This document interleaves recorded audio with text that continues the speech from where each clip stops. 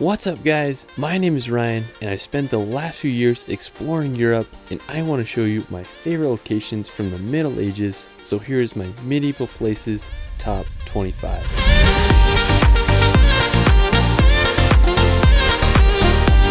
Medieval Europe is one of the most fascinating periods in all of history. Some of the world's most iconic cities and architecture were born during this time. From the fortress of Mont Saint-Michel to the walled city of Avila, Europe's medieval cities and history remain unmatched to the rest of the world. Let's start this video off in the magical medieval town of Dubrovnik. Located in southern Croatia on the Adriatic coast, Dubrovnik is one of the most stunning medieval cities in all of Europe. The history of Dubrovnik dates back to the 7th century when it was founded by refugees. The city rose to prosperity during medieval times thanks to its maritime trade. Now, one of the most notable features of Dubrovnik are the walls that surround the city. They're almost 2 kilometers in length and anywhere from 4 to 6 meters thick. It just makes you wonder what it must have felt like to live here during medieval times. After Croatia, we're going to head up north to the Czech Republic to visit the capital city of Prague.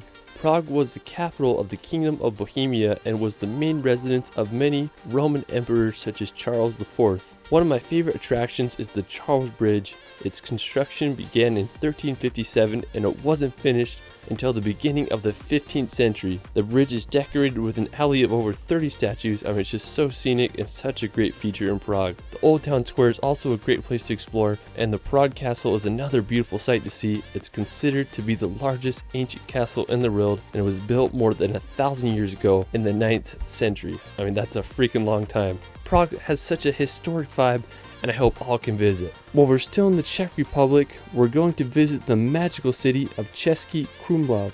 Located about a 2 hours drive from Prague, Cesky Krumlov is a medieval fantasy. As I was doing research, I was just blown away by the beauty of this place. It looks like something straight out of a fairy tale. The town arose around the year 1240 when the Cesky Krumlov Castle was built and a settlement emerged beneath it. In 1302, the town and castle were given to the Rottenburg family, who owned it for the next 300 years. Cesky Krumlov thankfully escaped the bombings of World War II, which is the main reason the city is so well preserved. Today it stands as one of Czech Republic's most beautiful towns. One of the main attractions of the town is the castle. It's the second most visited in the country. It's surrounded by a moat that's not filled with water but bears instead. That's pretty crazy. You can also visit the castle tower to get an incredible view of the town. I mean, it's just such a magical place and I can't believe it exists. After the Czech Republic, we're going to head over to Italy to visit the charming town of San Gimignano. Now, located in Tuscany, San Gimignano is a stunning medieval city perched upon a hill. One of the most iconic features of the city is the medieval watchtowers. Currently, there are 14 watchtowers still standing, but during its prime, there were over 72 towers, with the highest being over 70 meters tall. The towers were built as a result of competing families who wanted to build the tallest and most grand tower.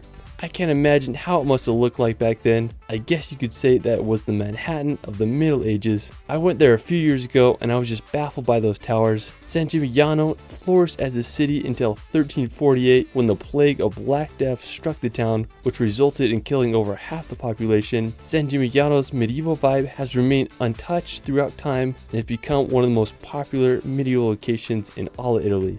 While we're still in Italy, we're going to head over to the nearby San Marino. The Republic of San Marino is a microstate completely enclosed by Italy. The history of this small country is absolutely fascinating.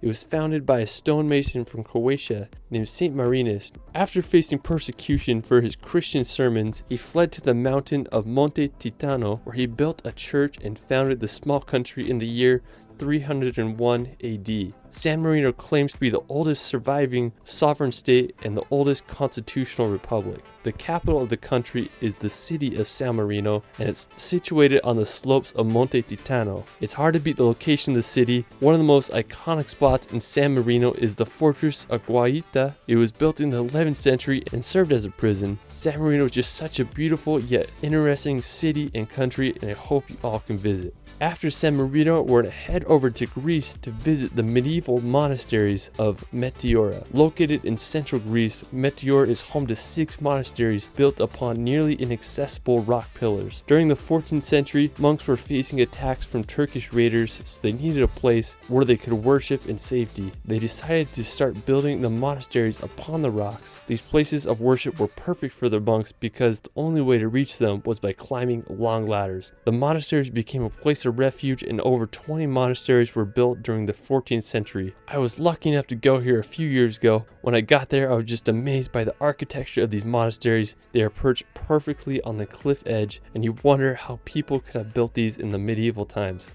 Monks and nuns currently live in the 6 surviving monasteries. The largest one is the monastery of Great Meteoron.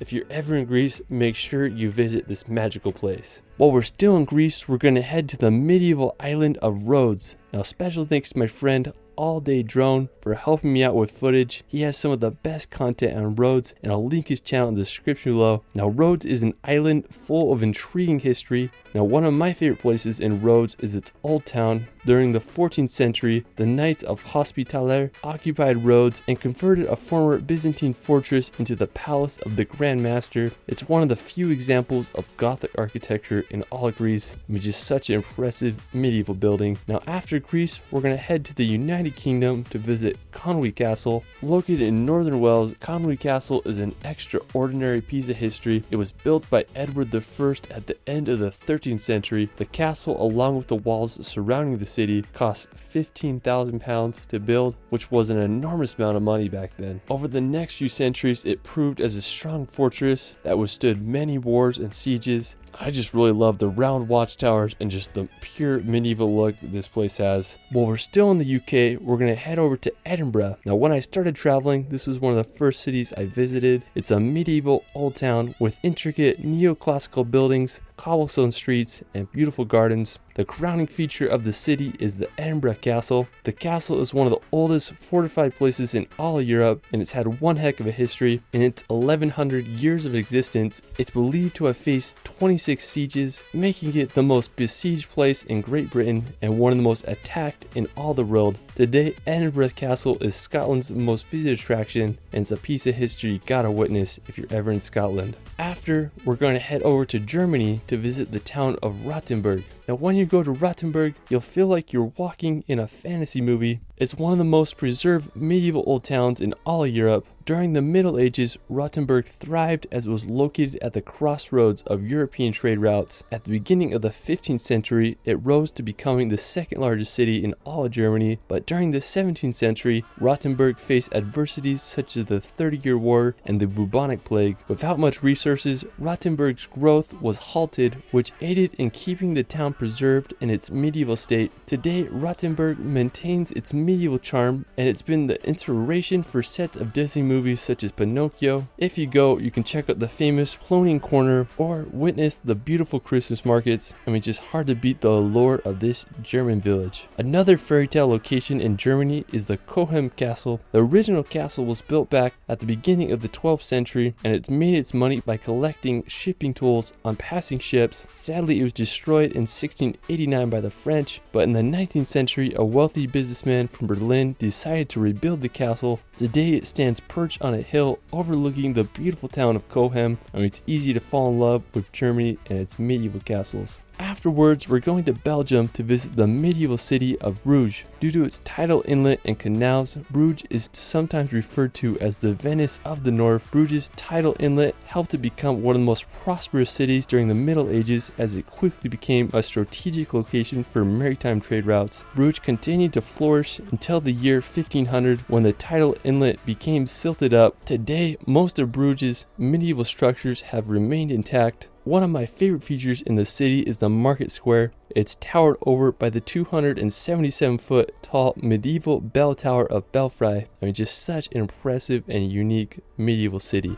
After Belgium, we're going to head over to France to the fairy tale city of Colmar. Located in France's Alsace region, Colmar looks like something straight out of a Disney movie. The city's old town is lined with timber, medieval buildings. I love the canal that runs throughout the city. It just adds to the magic of the place. Now, just 20 minutes outside of Colmar is the quaint village of Riquier. It's believed to be the village that inspired the town from Beauty and the Beast. I mean, eastern France is just such a beautiful region. Afterwards, we're going to head over to Portugal to visit the medieval town of Óbidos. Located about an hour's drive from Lisbon in central Portugal, Óbidos is a romantic medieval town protected by an impressive stone wall. Around the year 713, the Moors established a fortification here, and in 1148, the King of Portugal reclaimed the land after successful storming of the Moorish castle. In the 13th century, the king gifted Óbidos to his queen, and for the following centuries, the village received special treatment from the queens of Portugal, who remodeled and enriched the village throughout the Middle Ages. Today, Óbidos is one of Portugal's most well-preserved medieval cities, and I hope y'all can witness it one day. After, we're going to head over to Spain to visit Avila. I have to say that Avila is one of the most impressive medieval walled cities in all of Europe. The construction of the walls took place between the 11th and 14th centuries. The wall's perimeter is nearly 2.5 kilometers and consists of 88 semicircular towers. I mean, if I lived here during medieval times, I would have felt pretty safe. Now, about an hour's drive from Avila is the Alcazar de Seville. And this is probably Spain's most dramatic castle. It has a very distinct shape that resembles the bow of a ship. The castle was built in the 12th century as a fortress, but served as a royal palace, prison, and military academy throughout the years. Today, it's a museum and one of Spain's most unique castles. Another beautiful medieval Spanish city is Toledo. Located about 70 kilometers south of Madrid, Toledo is a stunning ancient city perfectly placed on a hill. It's known as the City of Three Cultures due to its influences from Christians, Muslims, and Jews. The history of Toledo is fascinating and complex. It was taken over by the Moors for several centuries until it was conquered in the 11th century by the Castilians. Today, the city has a population around 80,000. One of the most impressive is the Alcazar de Toledo. It was once used as a Roman palace, and then it was eventually restored in the 16th century. After, we're going to head to southern Spain to visit Granada. Now, located at the base of the Sierra Nevada mountains, Granada is an elegant Spanish city. The crowning feature of Granada is the Alhambra. It's a fortified Moorish palace that was completed in 1354. The interior of this palace is stunning. There's a reflection pool and a pillared courtyard. I mean, I totally understand why it's one of the most renowned Islamic buildings in Europe. Another cool medieval spot in Spain is the islet of Castello. Now, the first church was built on the island all the way back in the 10th century. If you visit, you'll have to walk up a narrow path of more than 200 stairs. I mean, it's just such an epic location. Hope y'all can check out. After Spain, we're going to visit Luxembourg City. Built among deep gorges cut out by its surrounding rivers, the city is home to one of the most impressive medieval towns. The history of the city is fascinating. In the year 963 AD, Count Siegfried needed a place where he could defend his properties, so he acquired the land which is now the capital and became the first ruler of Luxembourg. Now, what made this landscape so appealing is that it's surrounded by sheer cliffs that serve as a natural fortification against invading armies. Luxembourg's fortifications grew gradually and it became one of Europe's strongest fortresses. Sadly, in 1867, the Treaty of London required Luxembourg's fortress to be torn down so it could be a place of neutrality. Today, the fortress's ruins still remain. The best place to see them is the Bach Promontory, where you'll find the city's famed cliffs, underground tunnels, and fascinating history. After, we're going to head over to the Orava Castle. Located in Slovakia, Orava Castle is perched perfectly on a skinny rock cliff. This may be one of the most eerie castles in all of Europe. It was used in many scenes of the famous 1922 horror film Nosferatu, so you definitely get some Dracula vibes there. Now, it was built upon a former fortress in the 13th century after the Mongol invasions to defend what was then the Kingdom of Hungary. Like many castles, Orava was added on and destroyed by fire, and then it was ultimately restored. I just think it's so crazy how they were able to integrate the castle onto the stone peaks of the hill, and it doesn't even look real. If you want spooky vibes, you gotta check this place out. Afterwards, we're going to head over to Poland to visit the charming city of Gdansk. Now, located in northern Poland on the Baltic coast, earliest mention of Gdansk was in 997, and during the Middle Ages, Gdansk grew as an important seaport and shipbuilding town. It rose to the wealthiest and largest city in Poland until Warsaw's rapid growth in the 18th century. Sadly, a majority of Gdansk was destroyed during World War II, but today Gdansk is one of Poland's most beautiful cities. I just can't believe how stunning the old town is. It's full of perfectly placed houses next to the river. Just an hour's drive from Gdansk is the Malbork Castle. It's the largest castle in the world. It was built in the 13th century by the Teutonic Knights, who were German Catholic crusaders. Now, as the number of the knights grew, so did the castle, which encloses an area of 52 acres. It's just crazy to think that people were able to build such buildings back then. Now, like Gdansk, more than half of Malbork Castle was destroyed during World War II, but thankfully it has been rebuilt to its former glory. Afterwards, we're going to head over to the beautiful city of Tallinn. Located in Estonia on the coast of the Baltic Sea, Tallinn is another stunning medieval capital. So around the year 1050, the first fortress was built to kick off Tallinn's old town. As trade grew between Russia and Scandinavia, Tallinn rose up as a dominating port city. In 1285, Tallinn became the northernmost member of the Hanseatic League, which was a mercantile and military alliance of German-dominated cities in northern Europe. Now, in 1346, the King of Denmark sold Tallinn to the Teutonic Knights, and over the next few centuries, medieval Tallinn thrived. The city grew to a population of 8,000, and Tallinn's medieval city was well fortified with city walls and over 66 defense towers. Today, Tallinn's Old Town is one of Europe's most well-preserved medieval cities. I just love all the buildings and architecture with its orange and cone domed roofs. While we're still in the Baltics, we're going to visit Latvia's capital of Riga. Now, I have to say that I was very surprised by Riga's beauty. It's full of stunning medieval architecture. Riga was founded back in 1201, and today it's the largest city of all the Baltic countries. One of the most famous buildings is the House of the Blackheads. It's located in Riga's old town and was built in the 14th century. St. Peter's Church is another dramatic building that towers over Riga's skylines. Riga is just such a special and underrated city, and I hope all can visit. Afterwards, we're going to head back to Croatia to visit the medieval port city of Rovinj.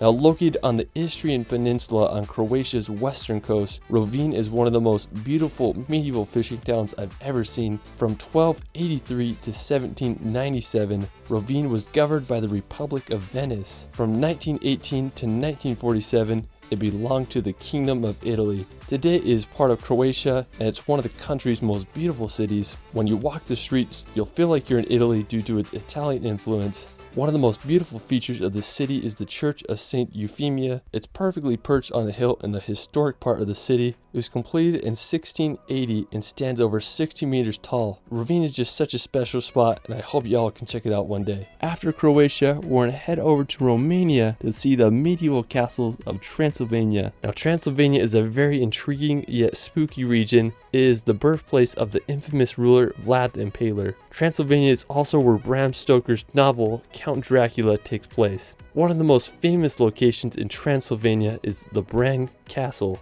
Located near the city of Brasov, the castle was built around the 14th century and served as a fortification against the Ottoman Empire. Similar to Orava, Bran has been named Dracula's castle thanks to its dramatic architecture. Another impressive medieval place in Transylvania is Corvin Castle. It's one of the largest castles in Europe, and its construction began in 1446. Like Bran, it has a creepy vibe to it. Needless to say, Transylvania is a fascinating region full of some of the world's most uncanny castles. After, let's head over to the medieval fortress of Carcassonne. Now, when I imagine medieval Europe, I don't think there's a better place that exemplifies it better than this fortified city. Located in southern France, Carcassonne began as a Roman fortified hilltop and was given to the Visigoths in the 5th century, who continued to fortify and build the city. Throughout the centuries, Carcassonne proved to be an impregnable fortress as army after army failed to overtake the protected city. Today, the city consists of 53 towers that are protected by its 2 outer walls. It remains as one of Europe's greatest medieval gems. For our last destination, we're going to visit the island of Mont Saint-Michel. Now, located 1 kilometer off the coast of France, Mont Saint-Michel is one of the most magical destinations in all of Europe.